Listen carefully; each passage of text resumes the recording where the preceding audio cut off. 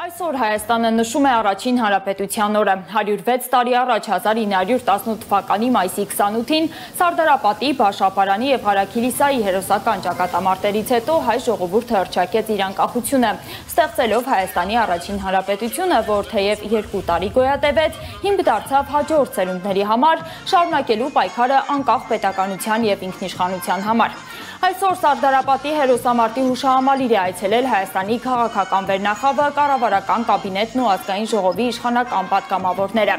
Առավոտյան 10-ին է Սարդարապատ ժամանել Նիկոլ Փաշինյանը, հուշահամալիր բարձրացել հանրապետության նախագահի ու ազգային ժողովի նախագահի ուղեկցությամբ։ Այլ երկրների դիվանագիտական ներկայացուցիչներ նույնպես ծաղիկներ են խոնարհել հուշահամալիրում, պետական արարողակարգային միջոցառումներ են տեղի ունեցել։ Վաղ առավոտյան հուշահամալիր տանող ճանապարհին ուժեղացված ծառայություն են իրականացրել ոստիկանները։ Ծրագրողներին ու սովորական քաղաքացիներին մինչև պաշտոնյաների այցը թույլ չեն տվել մոտենալ հուշահամալիրին։